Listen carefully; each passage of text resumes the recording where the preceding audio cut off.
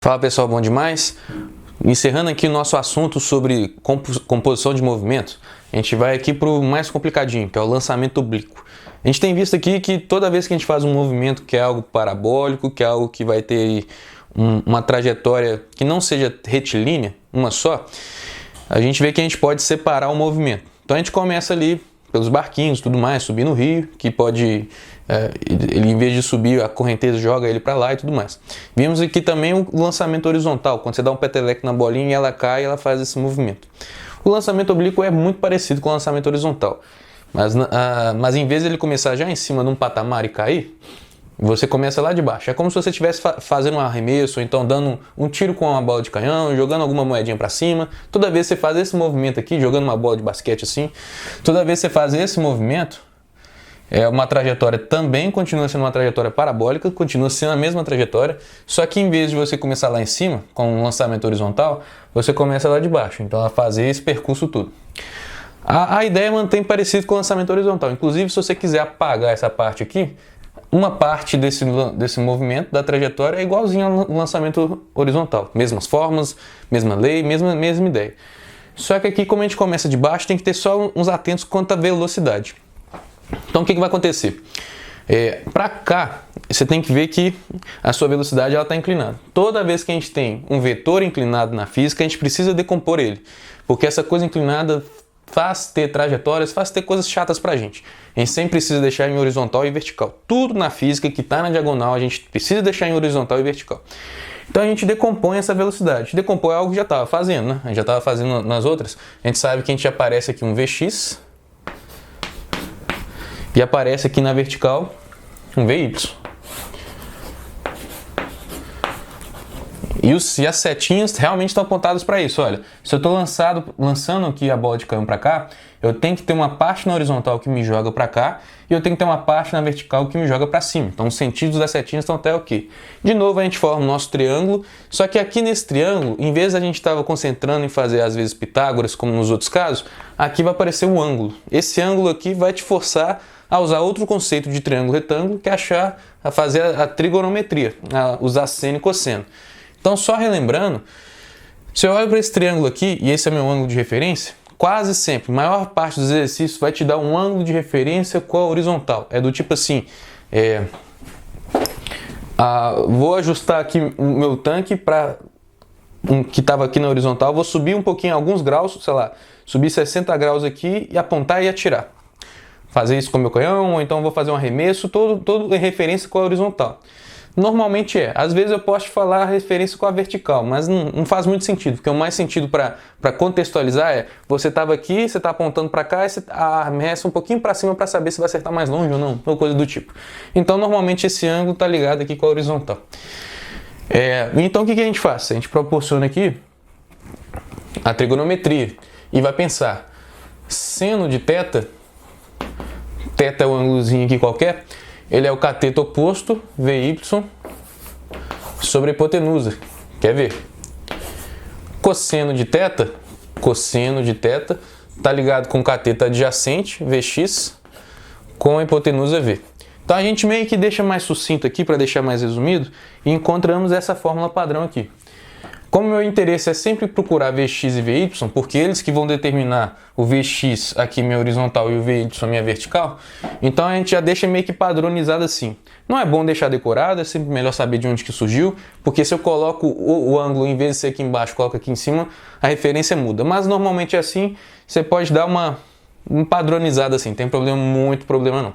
Então o seu Vx ele sempre vai ser o valor da velocidade com que eu te dei. Normalmente eu te dou essa velocidade, ou você tem que descobrir, mas normalmente eu te dou essa velocidade quando você está arremessando alguma coisa. Vx vezes o cosseno de θ, vezes o cosseno desse ângulo. E Vy ele vai ser a velocidade que eu te dei vezes o seno de θ. Então é meio que assim, tirando o que a gente tinha antes a gente não tinha que preocupar com ângulos, né? Porque no lançamento horizontal não era preocupação pra gente. Agora a gente tem uma preocupação a mais, então o Vx e o Vy é algo que você vai precisar dele para poder calcular. E normalmente eu te dou a velocidade já na diagonal. Faz você ter que achar na horizontal e na vertical, quando eu te dou um ângulozinho aqui. Os ângulos sempre vão ser os ângulos padrões de referência, 30, 45 e 60. Nunca mais que isso. Se for um pouquinho mais ou um pouquinho menos, ele já te informa qual que é o valor do seno e do cosseno. Mas quando eu te digo assim, arremessei uma bolinha com um ângulo de 30 graus, você já tem que sacar que o seno e o cosseno de 30 graus é algo que você já sabe, coisa de tabelinha, coisa lá da matemática, coisa que vocês já viram, tá? Então é meio que assim, ele te força, ele não te dá os números, ele não te dá os valores de seno e cosseno, normalmente, porque você já tem que sacar, lembrar que cosseno e seno de 30 graus, 45 graus e 60 graus é coisa que você já sabe, decorado. Então beleza, fora isso, a ideia sempre continua. O que você tem que olhar toda vez que você tem esses movimentos? Você vai ver, olha, eu tenho sempre horizontal, sempre vertical. Então vai pelo que eu estou te perguntando. Então se eu te pergunto assim, olha, qual que vai ser o meu alcance? O alcance é o que a gente diz para horizontal. Quão longe essa bolinha foi? Quão longe que essa bola de canhão foi ou a bola de tanque foi? Então para calcular o alcance, eu estou mexendo com a horizontal. A horizontal eu estou mexendo aqui com Vx. Mexer com Vx, a gente sabe que o Vx não vai alterar a velocidade, não vai nem diminuir nem aumentar. Seu componente na horizontal sempre permanece a mesma. Então, toda subida aqui, ó, diminui um pouco. Toda subida dessa bolinha, toda subida dessa bola de canhão, sempre na horizontal está apontado com a mesma velocidade. Ela sempre vai ter o mesmo tamanho. Então, é uma velocidade constante. Então, continua sendo aqui o MRU, Deus vê tudo. Só que quando você veio com Deus vê tudo aqui, só lembrar que essa velocidade que você está usando é a velocidade da componente X. É essa aqui. A gente não vai ficar extrapolando, fazendo fórmulas novas. Não, nada disso. Tipo dedução, joga lá para simplificar, não. Você sempre vai usar as fórmulas padrões. As 3 fórmulas da velocidade variada e a única fórmula do MRU. Relembrando que aqui você só tem que colocar no seu contexto. Aqui, como está mexendo na horizontal, você vai usar o Vx. E o Vx, nesse caso específico, está associado aqui com o ângulo aqui. Que a gente pode deixar sucinto assim, mas não necessariamente eu preciso decorar. Se você sabe sempre decompor, já acabou. Mas aqui já pode ser mais prático, porque é sempre assim, então já pode matar o coelho já. Então, na horizontal, sua velocidade é sempre a mesma. Agora, na vertical, a gente já viu que sua velocidade vai variando. Porque na vertical atua aceleração, e a aceleração faz aumentar ou diminuir a velocidade. Então aqui você começa com uma velocidade para cima. Ela tem que sair do chão, né? Ela tem que sair da sua mão. Então à medida que você vai subindo, à medida que você deixa um trem sobe, à medida que ele vai subindo, a velocidade dele vai diminuindo, porque ele chega lá em cima, para e volta. Você não vê ele parando, né? Porque o trem é tão rápido que você não vê ele parando, mas é como se ele parasse. Então à medida que vai subindo, a velocidade vai diminuindo. A velocidade na vertical vai diminuindo.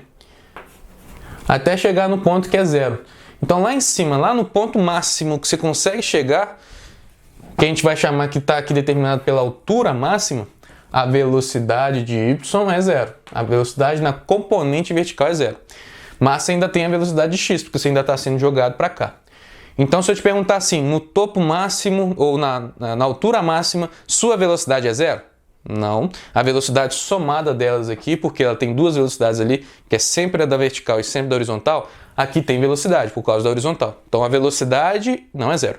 Agora, a velocidade na componente y na componente vertical é zero? Sim.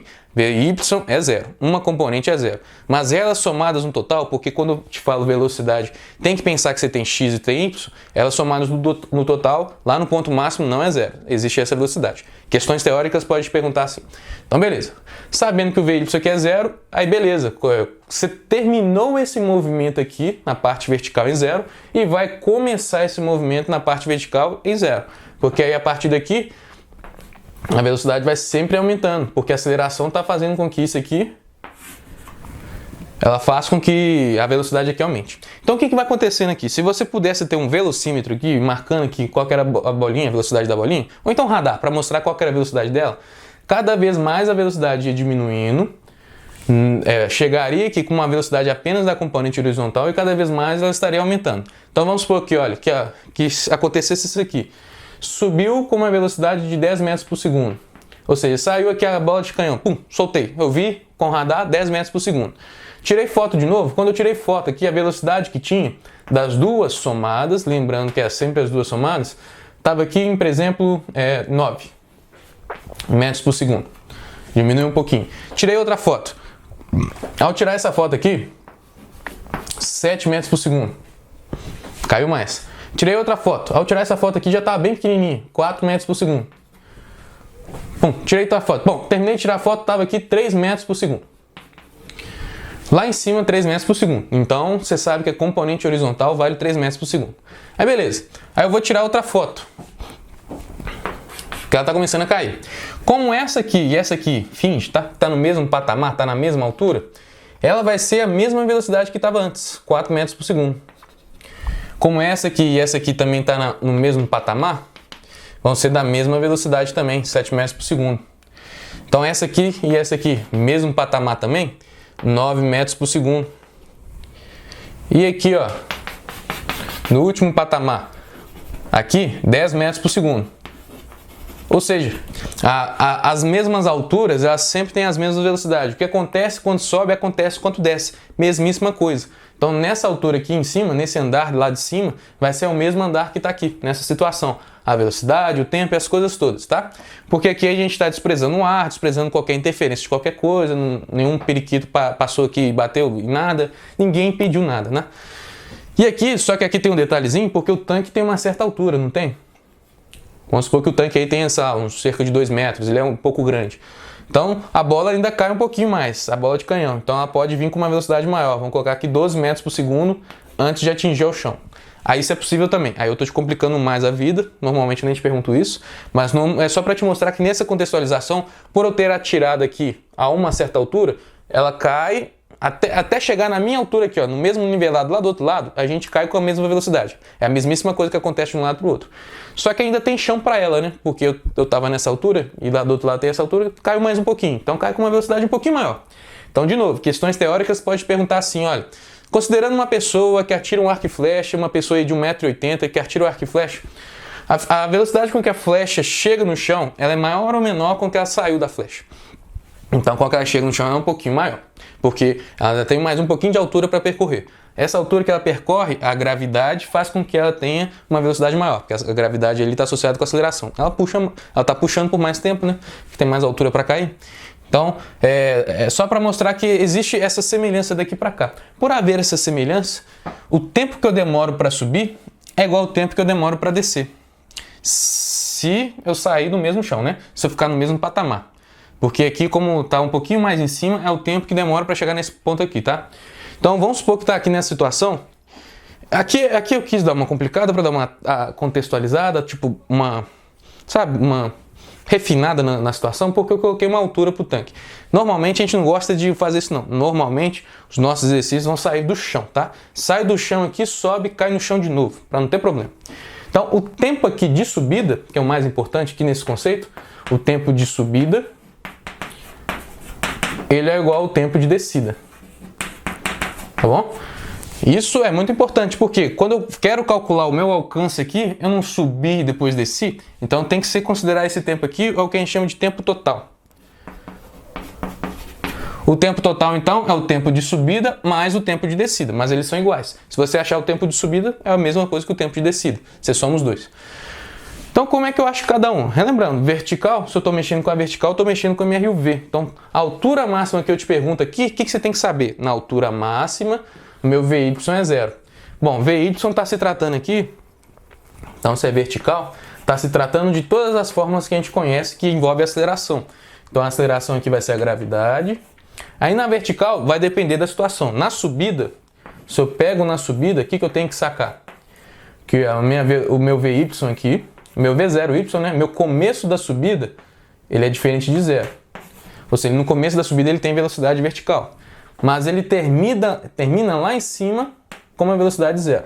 Então, ao terminar com 0, eu posso substituir nas fórmulas. As fórmulas que a gente tem são as fórmulas padrão, tá? V igual a V0 mais AT. Que a aceleração é a gravidade. V ao quadrado igual a V02 mais 2AD, de Torricelli, em que D aqui se encaixaria como se fosse a altura. E por último, a da distância. É igual a V0T mais AT2 sobre 2. Então, quando eu estou mexendo com subida, na subida eu tenho velocidade aqui e chego lá em cima é 0. Então eu chegaria e colocaria aqui 0 para saber qual foi o tempo de subida, por exemplo. Que só depende da minha velocidade inicial, que eu calculo aqui pela componente vertical, e depois calculo o meu tempo aqui com isso, sabendo que a aceleração é a gravidade. Aí está aquele detalhezinho. Se você está subindo, coloca a gravidade negativa, só por causa do sentido. Então a aceleração aqui é menos 10, é menos a gravidade. Agora, se você está descida, você pode fazer essa mesma análise para a descida e a descida fica idêntica ao lançamento horizontal. Então você pode fazer a mesma análise. Nessa mesma análise você vê velocidade inicial de y, ela é zero. Então você começa do repouso aqui nessa componente vertical. E a aceleração é a gravidade. Tranquilo. E faz as contas aqui substituindo. Então não tem assim nada de novidade. É capaz de você ver aí algumas fórmulas a mais, se vê na internet, o alcance é dado por tais e tais, por tal fórmula, a altura máxima você pode deduzir por tal fórmula. É besteira. Besteira porque você está acrescentando mais fórmulas por dedução. Que por dedução, por exemplo, a gente pode, em vez de escrever A, escrever G. Mas para que eu vou fazer isso? Eu sei que isso aqui vem do movimento padrão, você só coloca o seu contexto certo. Só as suas condições certas. Então, a ideia base do lançamento oblíquo é esse. Sair alguma coisa, normalmente sai do chão, sai alguma coisa aqui do chão, percorre aqui tudo e cai de novo. Às vezes eu posso te dar um contexto um pouquinho mais chato, do tipo, vou fazer um lançamento aqui na cesta e ela fazer essa trajetória aqui. E a cesta está mais ou menos nesse pedaço aqui. Quanto tempo que ela chegou lá e tal, aí eu tô te complicando a vida. Ou então, do tipo assim, vou chutar a bola assim, futebol. E a bola vai passar aqui e vai fazer essa trajetória. Quanto tempo depois que ela chega no gol para fazer isso aqui, por exemplo? Ou então outra coisa, vou tacar pedra no vizinho, na casa do vizinho. Só que para a pedra ser tacada, ela tem que passar o muro da casa do vizinho. Aí eu te pergunto assim, qual tem que ser a velocidade com que eu tenho que fazer para que supere o muro aqui de, sei lá, 3 metros? Então, eu já te dou a distância aqui e te pergunto com que velocidade tem que fazer, ou com que ângulo, ou quanto tempo demora, ou qual é a mínima velocidade para conseguir superar o muro ali. Então eu posso ir brincando com tudo isso aqui. É rebuscado isso aqui. Mas é só ir relembrando, vendo que você já sabe fazer isso aqui. Espero que saiba fazer isso aqui. Pelo amor de Deus, me diga que saiba fazer isso aqui. E vamos fazer um exemplo aqui para a gente encarar as coisas. Observa aqui, olha, normalmente os exercícios eles não te dão muitas informações não. Se eu, por exemplo, só te dar essas duas informações é mais que o suficiente para achar tudo, por incrível que pareça. Então, olha, vamos supor que eu tenho aqui uma bolinha arremessada do chão mesmo, e eu angulei essa bolinha para arremessar em 30 graus. E eu vou te perguntar tudo que você dá para achar. Qual é o alcance, qual é a altura máxima, e alguns detalhes a mais que a gente vai vendo ali. Beleza. Se eu te pergunto assim, independente do seu perguntar, o que é bom fazer? Decompõe primeiro a velocidade. Porque você sempre vai precisar ou de uma ou de outra, mas normalmente você precisa das duas. Porque uma é necessário fazer uma para depois responder a outra. Encontrar informações de muitas coisas da horizontal para depois ir para vertical, ou vertical para ir para horizontal. Então, olha, você está aqui, a velocidade ela é 6 metros por segundo.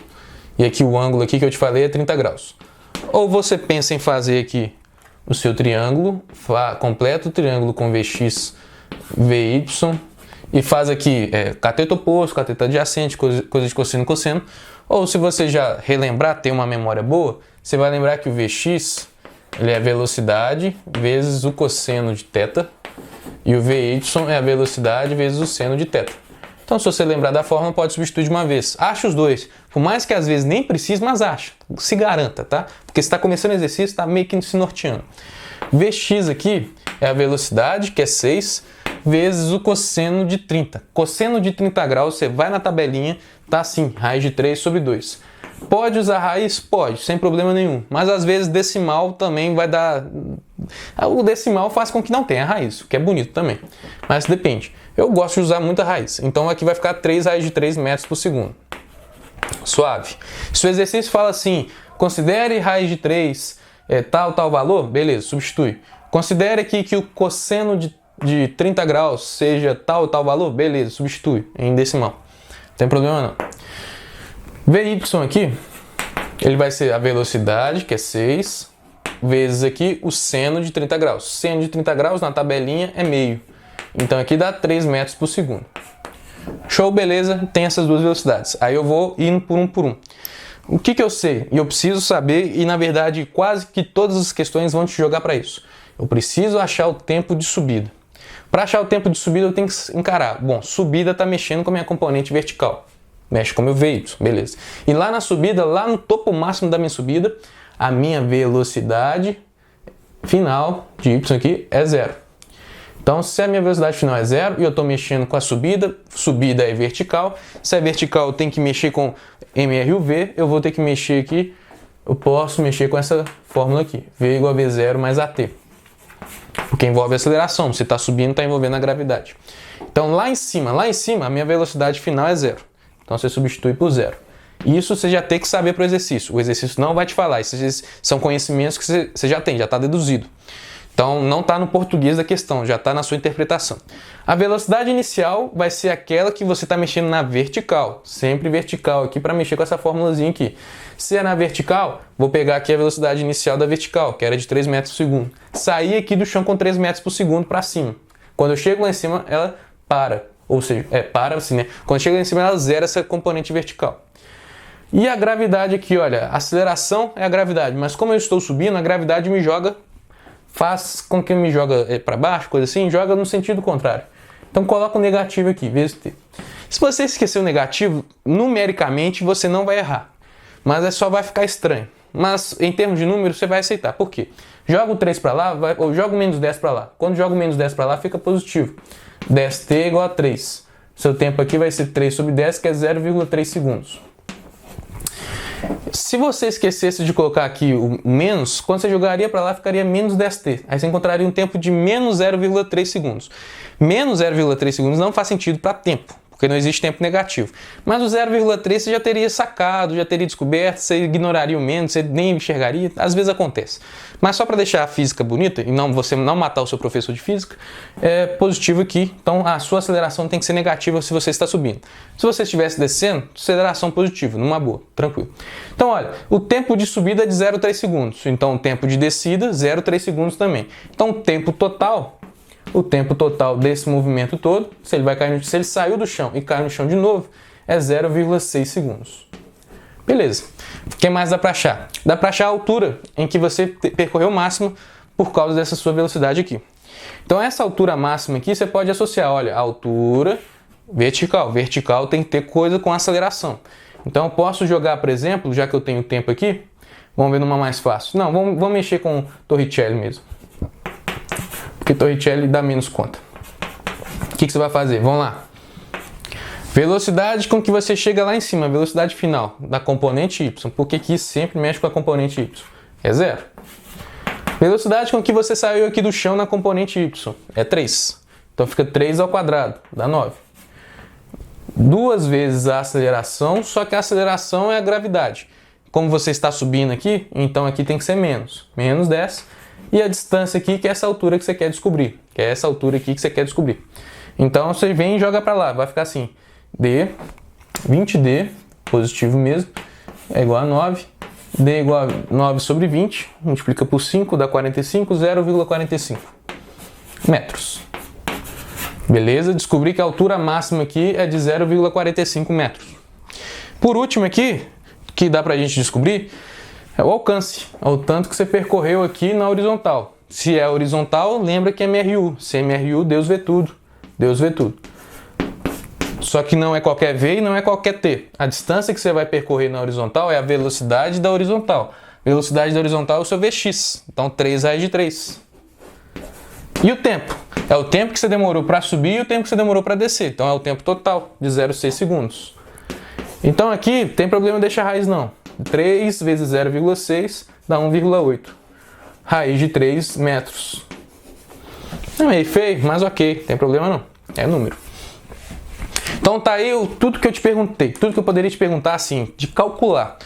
Fora isso, eu posso fazer só algumas perguntas maliciosas, do tipo, com que velocidade você chega no chão de novo? Ou então, posso te perguntar, onde que é mais rápido? Aí é questões tipo teóricas, onde que é mais rápido? Você subir ou você descer? Pode perguntar, lá em cima você não tem velocidade? Não, você tem a componente X aqui. E por aí vai. Então, em termos de cálculo é isso. Em termos de contexto, às vezes eu vou te perguntar assim, olha, uma bolinha que saiu do chão com 6 metros por segundo, uma angulação de 30 graus. Calcule o alcance dessa bolinha. Só te perguntei o alcance. O alcance está ligado com D igual a VT. Só que para fazer isso aqui, olha, você tem que calcular o Vx antes aqui e precisa do tempo total. Para saber o tempo total, você precisa do tempo de subida para depois dobrar, que é igual ao tempo de descida. Para descobrir o tempo de subida, você precisa fazer essa parte aqui. Então, quando eu te pergunto, às vezes, que é só o alcance, eu preciso de um outro processo para chegar lá. Então, se eu te perguntei do horizontal, normalmente a vertical vai ter que ser usada para justamente pensar nisso. Mas eu posso te perguntar apenas a altura máxima, por exemplo. Ou então, em vez de te dar a velocidade aqui, eu poderia...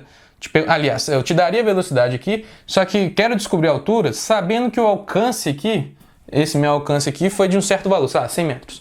Então, dado esse alcance de 100 metros e sabendo a componente aqui, a horizontal do Vx, você consegue achar o tempo em que a bola demora para sair, subir e descer. Então, pegar da metade do tempo, que é o tempo só de subida, você conseguiria achar a altura também. É assim, várias maneiras de te fazer os exercícios e tudo mais. Só quero que você fique atento só mais um conceitual que é muito importante. Esse tipo de exercício teórico aqui é clássico. Estou te perguntando assim, olha, dadas essas 3 trajetórias, vamos supor que eu vou chutar a bola. Vou chutar a bola assim, ó. Chuto com A, vai lá para cima e desce. Chuto com B, assim na forma de B, ela vem aqui um pouco mais para frente. E chuto com C, que ela vai mais longe, mas vai na mesma altura que B. Todas têm a mesma altura máxima aqui. Aí eu te pergunto assim, qual é o tempo, ou quem demora mais para cair no chão? O A, o B e o C. Se eu chutasse, por exemplo, as 3 bolas ao mesmo tempo, quem cairia mais demorado no chão? Ou quem demoraria mais para cair no chão? Aqui tem que ter muito cuidado, porque no senso comum da nossa cabeça, assim, na visualização, a gente acha que quanto mais longe a bola for, mais demorada ela vai cair. Não é isso que a gente tem que pensar.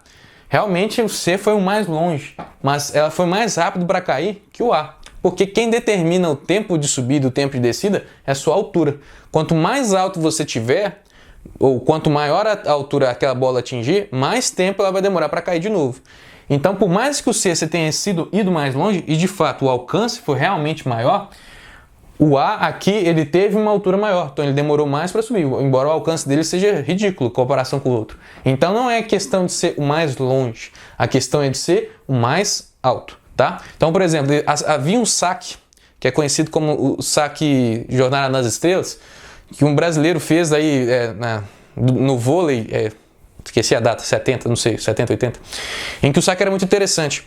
Na hora que o cara sacava e mandava a bola, ele fazia com que a trajetória dela fosse tão alta, por isso Jornada nas Estrelas, que ela subia tão alto no teto lá, quase atingindo o teto do ginásio, que demorava um tempão para ela subir. E quando ela descia, demorava um tempo para descer também, o mesmo tempo, né, de subida mais ou menos, só que ela vinha com uma velocidade absurda, porque quanto maior a subida, maior a altura você percorre, maior a velocidade ela vai cair de novo.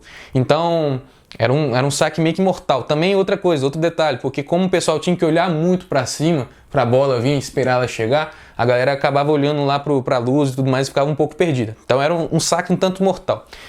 Mas por quê? Porque ele fez com que ela fosse o mais alto possível. Agora, se ele quisesse um saque rápido, no sentido assim, um saque que caísse rápido no chão, normalmente a gente saca por cima, porque já começa numa altura maior para poder cair melhor.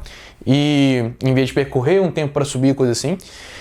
E você faz com que ela seja o menos parabólico possível e seja o mais reto possível. Porque aí ela vai subir um tanto menos. Subindo menos, ela demora menos tempo para subir. Então, com menos em curvatura assim, né? Então, quanto mais reto, ou seja, o pessoal vem, saca, já vem com uma velocidade, porque a galera já vem correndo para pular, para incrementar a energia ali nessa bola e velocidade. Então, bate nessa bola, quanto mais reta ela for, mais ou menos assim, mais rápido ela chega do outro lado. E associado isso com a velocidade que ele coloca na horizontal ali, porque isso é só componente vertical. Então, associado com isso, faz um saque ser mais certeiro e mais rápido assim. Nossa, tem que reagir mais. Então, você tem as duas estratégias. Quem faz uma componente aqui muito alta para demorar bastante tempo, dá tempo de pensar? Dá, mas tem as distrações e tem a velocidade com que ela cai na mão. Ela cai mais pesada. Ou então você dá um saque mais rápido, que é tentar com uma altura menor, mas com menos inclinação íngreme. Mas o que importa é, nessa análise, quanto maior for a altura, não importa o alcance, quanto maior for a altura, mais tempo demora para cair no chão. Ou seja, dentre essas 3 aqui, quem que é mais rápido para cair no chão? O C. Aliás, o B e o C têm o mesmo tempo. O C e o B têm a diferença apenas de alcance, mas os dois têm a mesma velocidade para cair no chão, o mesmo tempo para cair no chão, por causa da altura máxima que elas atingiram, beleza? Aí eu posso te perguntar assim, na verdade, outra coisa também, outro detalhezinho.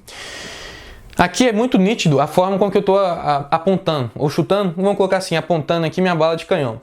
Eu peguei aqui e apontei muito para cima. Quando eu aponto muito para cima, qual que é o problema? O alcance dela é pequeno, ela não vai muito para frente, beleza. Aqui, olha, eu apontei mais ou menos bem, joguei aqui para cá. Só que tá vendo aqui que é meio que assim, ó, vamos supor que eu tô com a mangueira de água aqui, eu tô querendo atingir a florzinha aqui e essa florzinha está aqui. Justamente mais ou menos por aqui, essas florzinhas aqui. Você vai tentando ajustar a mangueira aqui, né? Tentando dar aquele mijão lá. Tentando dar aquela aguinha lá.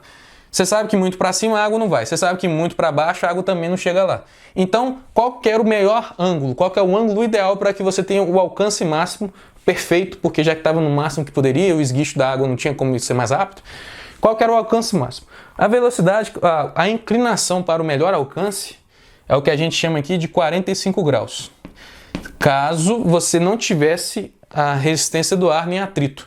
Então, se você está num ambiente sem resistência do ar, sem muito vento, sem nada para te atrapalhar, o melhor alcance que a gente tem é de 45 graus. Então você aponta ali literalmente 45 graus, ele vai o mais longe possível. Se você aponta um pouquinho mais para cima, ele recua. Se você aponta um pouquinho mais para baixo, também recua. Então o melhor para você fazer esse disparo aqui, da água aqui, 45 graus. É o alcance máximo, 45 graus. E esse alcance máximo é um nome importante. Então toda vez que fala assim, calcule o alcance máximo do meu disparo, aí você tem que sacar, bom, tem que usar o ângulo de 45 graus para calcular minha velocidade ali, e dada a velocidade eu calculo ali a distância que eu percorri na horizontal do alcance, beleza? Só que isso aqui é termos teóricos, tá? Na prática foi feito o cálculo, e isso aqui era muito importante nos tempos de guerra de antigamente, do pessoal que usava canhões, porque eles tinham que ajustar justamente isso aqui, morteiros também, a gente usa todos esses conceitos. E na vida real existe a resistência do ar, na vida real tem vento, e depende da época do ano, o que está acontecendo naquele território. Então o pessoal tem que ser preciso, né? Então existem cálculos mais rebuscados, a galera vai atirar, você sabe muito bem que você não pode atirar bem. Você não pode dar o tiro nivelado com a coisa. Por exemplo, você quer acertar aqui, lá de longe, isso tem que ser longe, tá? Você é um sniper e quer acertar uma pessoa na cabeça, você não mira na cabeça, você mira um pouquinho para cima. Porque como você está muito distante, a bala do tiro vai percorrer uma distância, ela vai ir caindo até acertar a cabeça. Então, você tem essas estratégias todas. Aí você tem um vento e tudo mais, você tem que ir calculando. E se sabe aqui, por exemplo, que a melhor angulação para se atirar para que tenha um alcance máximo, considerando a resistência do ar, mais ou menos assim, é de 51 graus, tá? Em torno aí de 50 a 51 graus é a melhor angulação, desprezando a resistência do ar, essas coisas, considerando a resistência do ar e a interferência que ela tem. Claro que cada ambiente é um ambiente e já tem esses cálculos melhores que esse. Mas em média, em padrão, é 51. Então se você um dia for querer dar desperto lá com seu amigo, vamos fazer uma disputa aqui de arco e flecha. Vamos ver quem vai mais longe de alcance. Você não aponta 45. 45 é como se fosse realmente a metade de 90 graus. Na verdade é a metade. Mas é como se fosse a metade de que você consegue fazer daqui até aqui. Então o que você faz? Você aponta até a metade e sobe um pouquinho mais. Por quê? Para considerar essa resistência do ar. E ela vai um pouquinho mais longe, tá? Então, dadas essas considerações, preciso que você faça esses exercíciozinhos para mim, um pouquinho complicadinhos, mas são legaisinhos, você vai gostar, tá bom? Então boa segunda para nós, boa semana, fechou, é nóis, morreu.